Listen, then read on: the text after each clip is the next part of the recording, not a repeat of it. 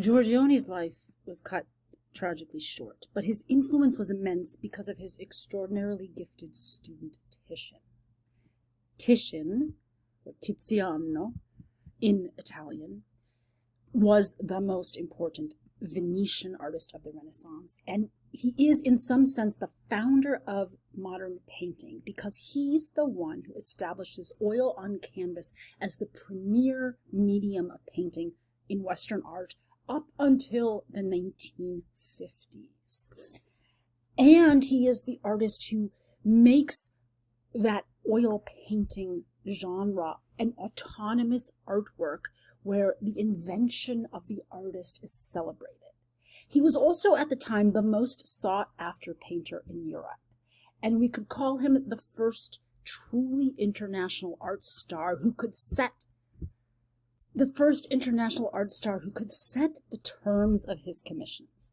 Even Leonardo had to kind of hustle to get gigs from the Duke of Milan or to get a patronage gig from the King of France.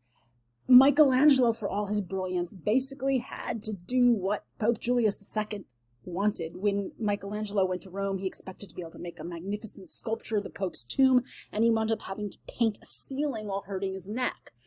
Titian was able to gain a different level of status because he never had to leave his beloved Venice, and he was so accomplished that patrons from all over Europe wrote letters to him asking for a painting on such and such general theme, and Titian would take his sweet time figuring out how he wanted to do it and sending it back to them without ever having to really be under a contract that specified how to work, what to paint. So here's an example of the kind of artwork that made Titian so famous and had, like Giorgione's work, an enigmatic quality in that it long eluded clear interpretation for centuries and is in some ways an artwork about art. So it is now, if we think who or what is going on here, right? Why are these men playing music while these naked women are hanging out on the grass? It's now generally understood to be an allegory on the invention of pastoral poetry. So it's an artwork about art, about the art form of poetry, but also about music, and also very much about landscape. So much emphasis is put in this painting on the sensuous flesh, that it is hard to realize that they are supposed to be, in a sense, muses who are generating the spirit of pastoral poetry that inspires the musician and his rustic friend. So this is meant to create an idyllic mood, a mood of the pleasures of country life. So the landscape is incredibly important.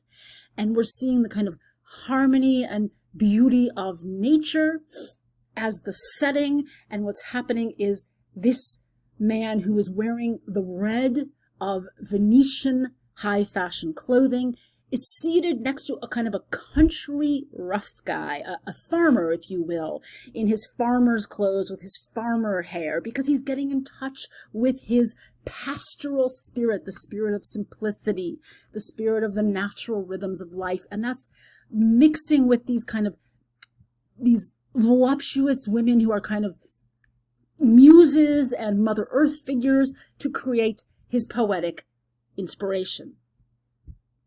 We don't really know how much Giorgione may have worked on this with Titian, but we can see that this is a kind of sun-drenched place of enchantment, of sensuality, and luxurious beauty that owes a great debt to Giorgione.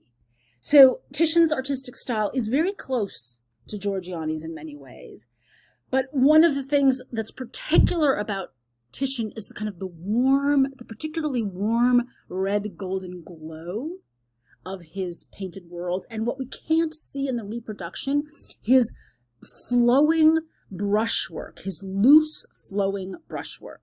So if the painting is about this genre of literature called a pastoral concert, a poem in response to music in the countryside, and we could say the music of the countryside, it's also really about, it's also really about art, and art taking more of its cues now from nature, from a kind of, and thinking of nature as a splendid realm, instead of thinking entirely of the sacred realms.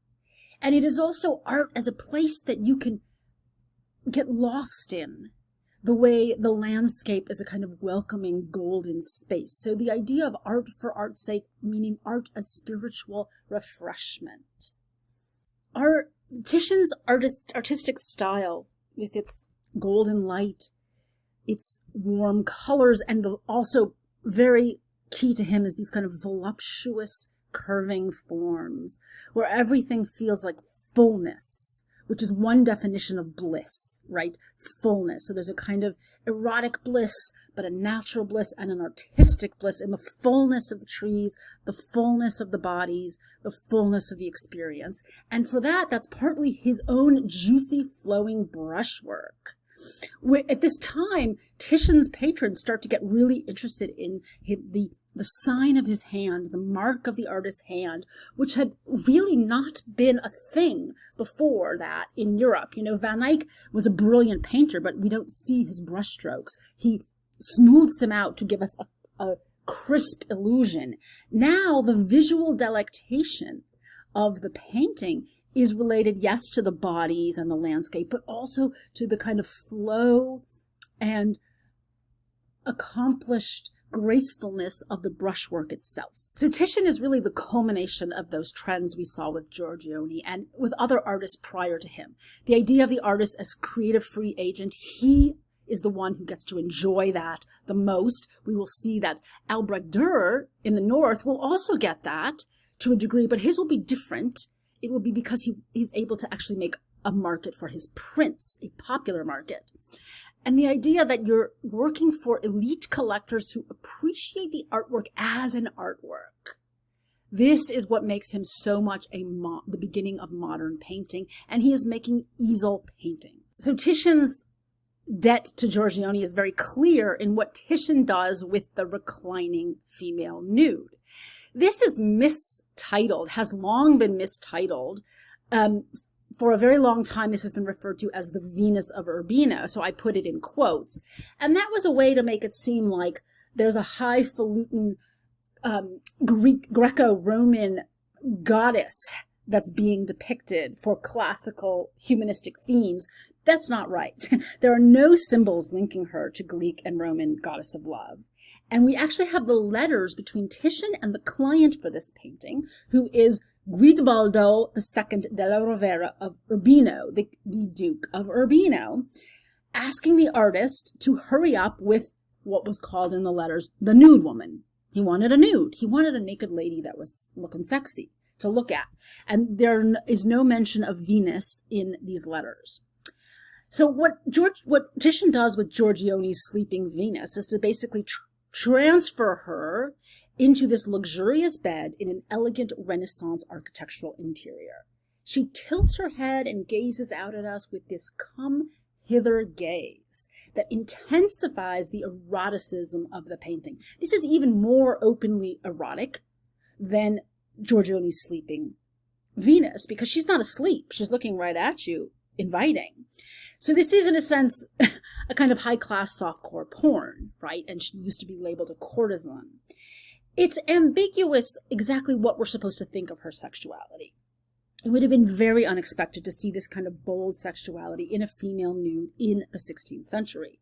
Women's behavior was carefully supervised and controlled. Women had little to no freedom. And this is in a domestic interior, so it's supposed to be in an upper-class home. Interestingly, one scholar, Rona Geffen, has said it may have to do with fertility in marriage. So the sleeping dog symbolizes fertility. She's groping her genitals, which is shocking, but actually, Geffen shows, female masturbation was approved by theologians. Theologians believed it would encourage fertility and also the chance of conceiving a male. So this is shockingly risque, and yet it's also amazing just to think how Titian so convincingly makes her feel like flesh and blood, right? You feel the livingness. This is why the eroticism is so much more than, say, Botticelli's, not just the reclining position, but the sense of the hair and the skin as being physical, tangible, touchable, having a heat and a warmth of life. So, of course, in terms of thinking about fertility and marriage, it's interesting that the dog is sleeping. What exactly does that mean?